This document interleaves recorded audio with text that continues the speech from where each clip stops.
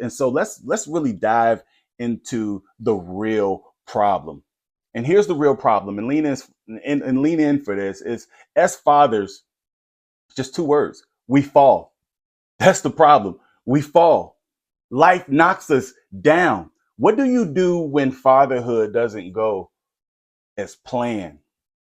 Whether it's stress of balancing the busy demands and of work and home, or trying to be a good husband, or feeling like you're losing touch with your kids. Everybody falls. Everybody falls. Fathers, we fall. I just fell with my daughter a couple weeks ago. The issue was she was accepted and nominated to be part of the National Honor Society, right? And this isn't in my notes. She was accepted to be a part of the National Honor Society, and she had to write an essay. And so her mom and I were proofreading the essay, right? We're critiquing the essay and we're going through it.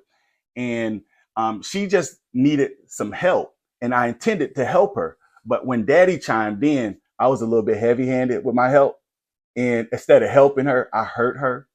And so as a result, I had to come back to her the following day after having a great conversation with my wife. And my wife, if she's not the Holy Spirit, she's the next thing to the Holy Spirit, because she convicted me in a way like the Holy Spirit does. And she said, your daughter, she pretty much just need a hug from you.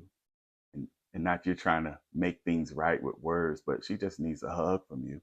And so the following day, because she went to bed, I gave her some time that morning.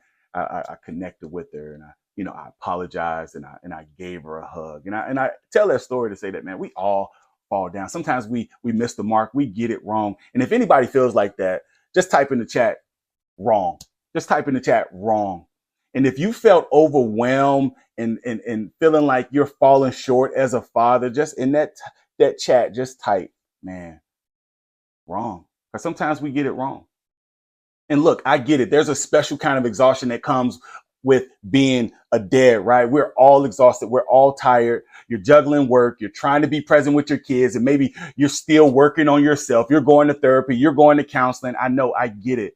If you ever thought that, man, I just need 10 minutes of peace so that I could just gather my thoughts, you're not alone. Listen, I know what it's like to come home after a long day, after work, tired, drained, but not knowing you still got to show up for your family. You still got to show up for your family. I know what it's like to have your kids looking to you for answers when you don't even have the answers for yourself.